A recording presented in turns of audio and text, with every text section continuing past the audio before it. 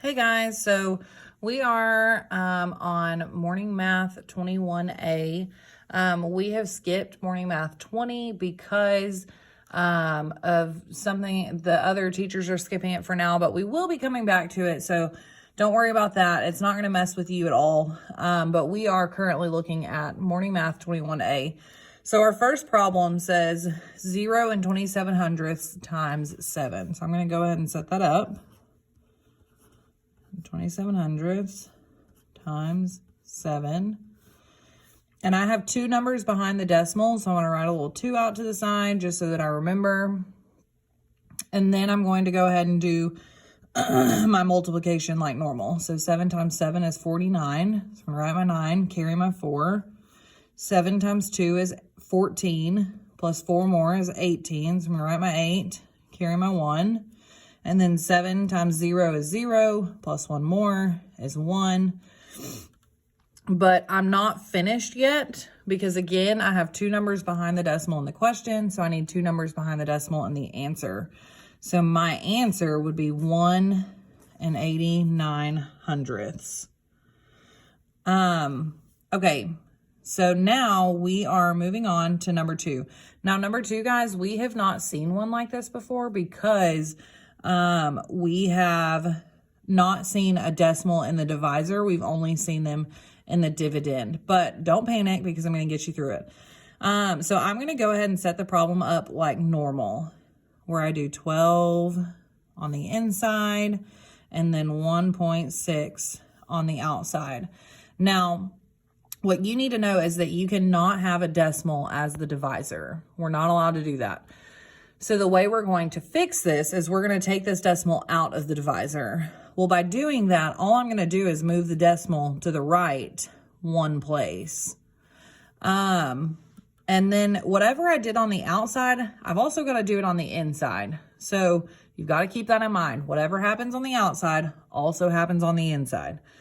So I had one decimal or one number behind the decimal on the outside. So let's go ahead and put that. I put a decimal. And then I put a 0, and then I moved that decimal one time to the right. So I'm going to move it one time to the right. So now, instead of dividing 1.6 divided by, or 12 divided by 1.6, now I'm dividing 16 divided by 120. I'm sorry, 120 divided by 1.16. I'm getting tongue-tied. So now we're just going to divide like normal. We know that 16 cannot go into 1 because 1 is too small. So I'm going to put a 0 on top. We know that 16 cannot go into 12 because 12 is too small. So I'm going to put a 0 on top. But we know that 16 can go into 120. Well, now we've got to figure out how many times it can go into 120. Well, 16 is close to 20. And I'd say that you can go into 120, 20, 40, 60, 80, 100, 120. I'd say at least 6 times. So let's try that. Let's start with 16 times 6. Well, 6 times 6 is 36. I'm going to write my 6, carry my 3. 6 times 1 is 6, plus 3 more is 9. We have 96. I think we can go in one more time. So let's try 16 times 7. 6 times 7 is 42. So I'm going to write my 2, carry my 4. 7 times 1 is 7, plus 4 more is 11. I think that's about as close as we can get without going over. So I know, let's go ahead and do that. My 7 goes on top of my 0. And then I do 7 times 16 is 112. 120 minus 112 is 8. And I have my decimal, so I can add another 0 and I can bring it down. So now I need 16. How many times can 16 go into 80? Well, we just said 16 times 6 is 96, so I need something less than that. So let's try 5. 16 times 5. 5 times 6 is 30. Write a 0. Carry my 3. 5 times 5. 5 times 1 is 5, plus 3 more is 8. Well, that gets us exactly where we need to be. So I write my 5, come down here, put my 80, I subtract, I get 0. And then from here, guys, I just take my decimal like normal and I move it up. I move it straight up. So my answer would be 7.5. Now again, all I did here is I had one number behind the decimal, okay? So over here, I had to have one number behind the decimal. Well, this 12 doesn't have a decimal in it. So what I did was, all I did was add a decimal and then I added a 0, because remember, you can add a decimal and a 0 as many times as you want. So I added that decimal and then I added that 0. And then to get rid of the decimal on the outside, I moved it one time to the right. So again, whatever you do here, you've also got to do here. So then I moved it one time to the right. So that's how I got my answer for number 2. And we're going to keep practicing that throughout the week, so don't panic. Number 3, 1 and 1/6 plus 2 and 6/7. Well, let's go ahead and use our multiples to figure out what is the least common denominator. Now, if you were on video conferences with me last week, or you watched the study guide video, what I said is that you could take these two bottom denominators and you could have multiplied them and gotten a common denominator of 42, but this 42 may not have been the least common denominator. So let's try and find the least common denominator instead of just using 42. So let's see, 42 may be it, but let's check. So I'm going to turn my paper sideways. 6 times 1 is 6, 6 times 2 is 12, 6 times 3 is 18, times 4 is 24, times 5 is 30, times 6 is 36, times 7 is 42. So we're going to stop there for now, and let's do 7. 7 times 1 is 7, times 2 is 14, times 3 is 21, times 4 is 28, times 5 is 35, times 6 is 42. Well, if we look, the only number we have in common is 42. So that is going to be our least common denominator. So we are going to use it. So I'm going to turn my paper back, and then I'm going to change my fraction 1/6 to something over 42.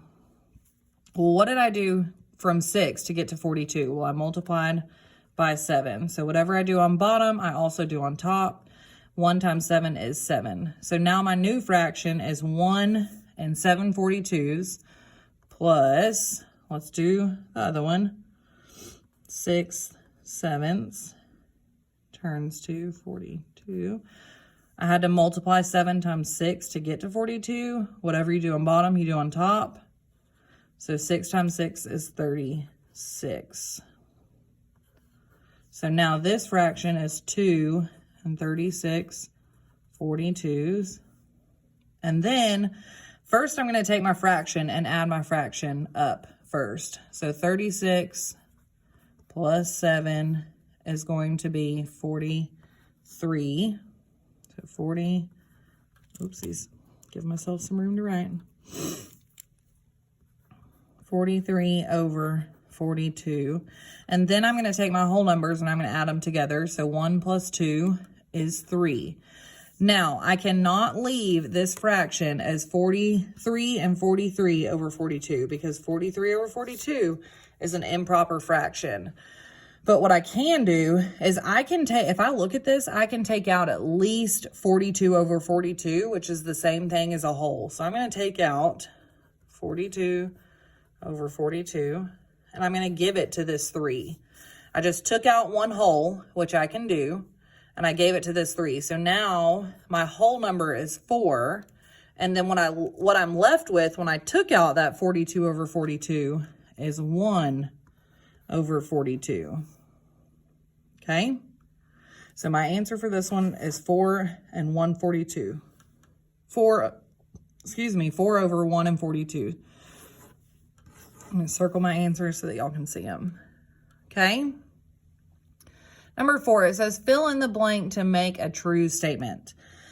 1/2 plus blank equals 1. Well, I know that right now I can't add these as they are because they don't have the same common denominator. But what I can do is I can change 1/2 to have the same common denominator as 4. I can't change 4 because I can't go down because I don't know what this top number is. So I don't know if I divide, I don't know if it's going to work. But what I can do is I can change this 1/2 to have the same common denominator as 4. And what did I do to get from 2 to 4? Well, I multiplied by 2. Whatever you do on bottom, you do on top. 1 times 2 is 2. And guys, this is a half, so this is something that you should know pretty quickly off the top of your head. So 2/4 is the same as 1/2. So 2/4 plus something 4 equals 1. Well, we just said that they have the same common denominator. So what is going to get me 1 whole by adding these two fractions together? Well, if this is half, then this has to be half. So this box is going to be 2. So now we have 2/4 plus 2/4, which would equal 4/4 or 1. So this is what we have written here. So your answer for that one is 2. Okay, so let's move on to number 5. We have order of operations, so I'm going to write them up here at the top. Please excuse my dear Aunt Sally. Or parentheses, exponents, multiplication, divide, add, subtract. Well, we have brackets and we have parentheses. Well, according to this, we need to do our parentheses first. So we need to do 13 minus 2. Well, 13 minus 2 is 11. And then I'm going to bring everything else down. Okay, so now I have the brackets. I'm going to do those next. So 11 times 4 is 44.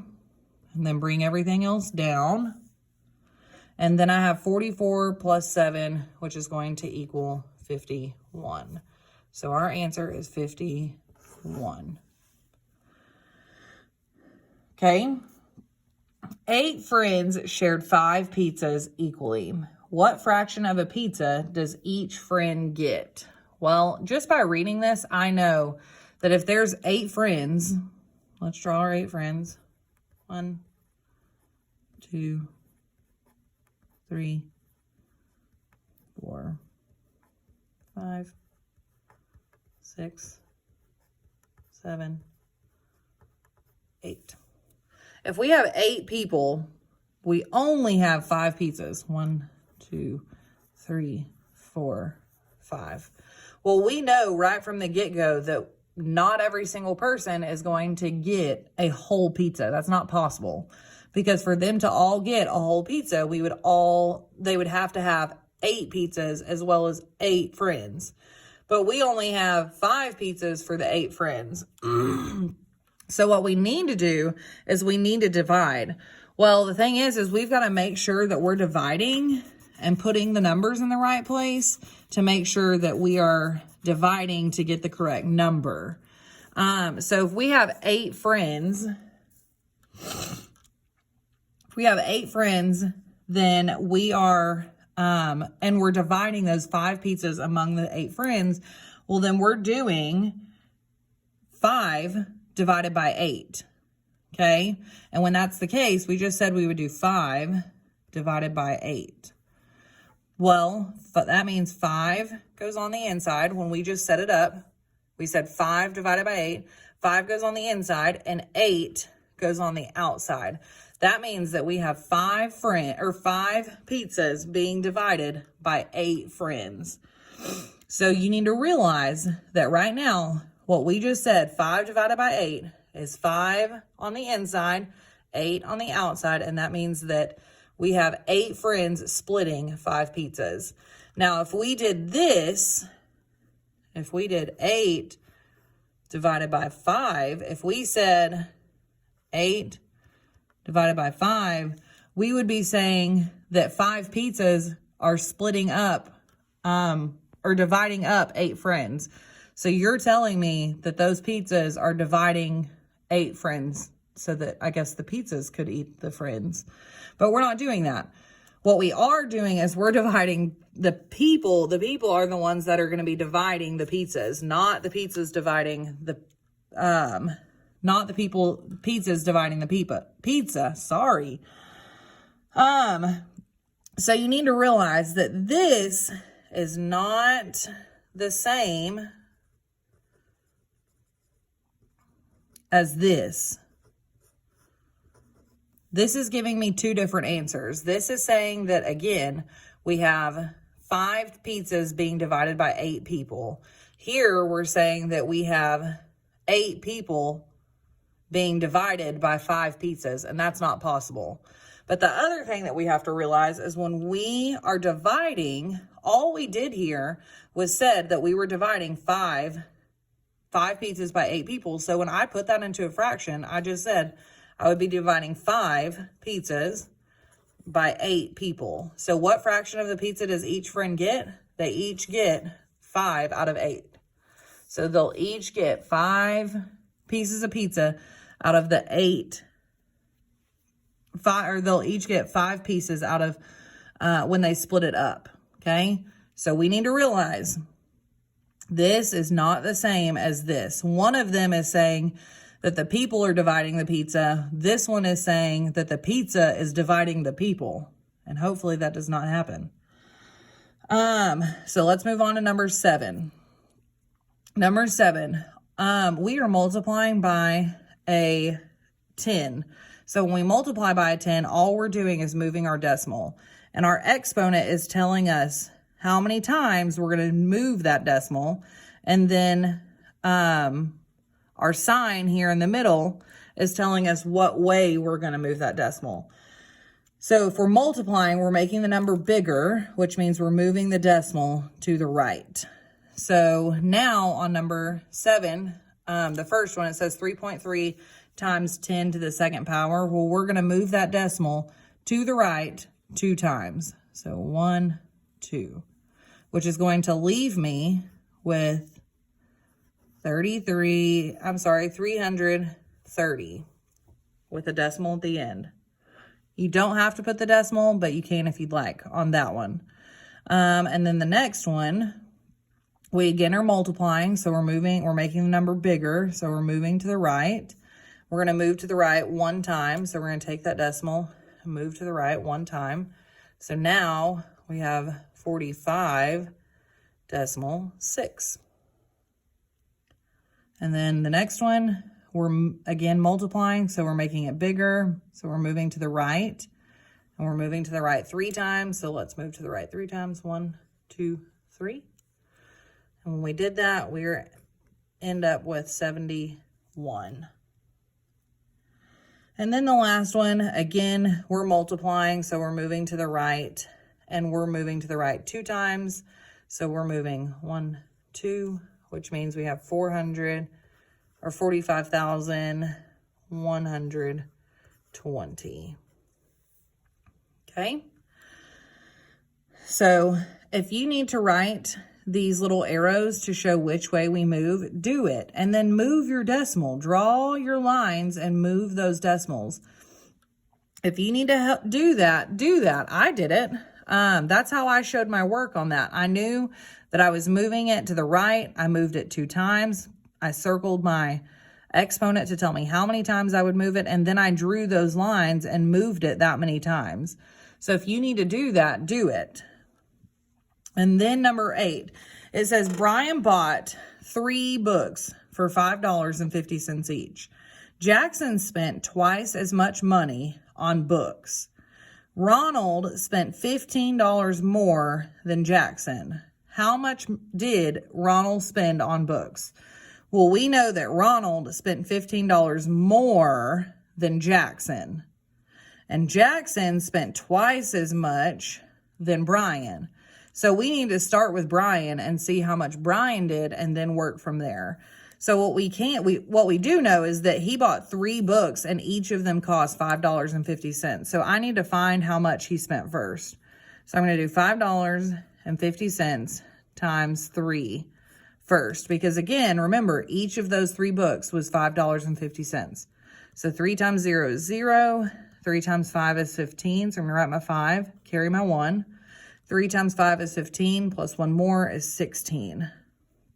But I have 2 numbers behind the decimal, so I need 2 numbers behind the decimal again. Okay, so we have gotten this part. Brian has now spent $16.50. And it says Jackson spent twice as much money on books. Well, Jackson spent $16.50 times 2 because it says that he spent twice as much. So now I'm going to take that $16.50 and multiply it by 2. 2 times 0 is 0. 2 times 5 is 10. So I'm going to write my 0, carry my 1. 2 times 6 is 12, plus 1 more is 13. So I'm going to write my 3, carry my 1. 2 times 1 is 2, plus 1 more is 3. And again, I have 2 numbers behind the decimal, so I need 2 numbers behind the decimal. So Jackson, he spent $33. And then it says Ronald spent $33 plus 15 because it said he spent 15 more dollars than Jackson did. So I'm going to take 33 and I'm going to add 15 to it.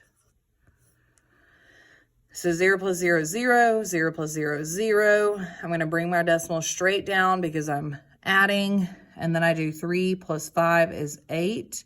And 3 plus 1 is 4. So how much did Ronald spend on books? Ronald spent $48. Okay. And if you have any questions on that, please let me know. If y'all have any questions on that at all, or if you have any questions on any of this, please let me know. Please message me. I hope I did not confuse you on anything, but if I did, like I said, just shoot me a message and I will be happy to help you in any way that I can. And remember, if you took really good notes like I have on this, then you can use those notes to help you on your test on Friday. So I hope you all have a wonderful day. Bye.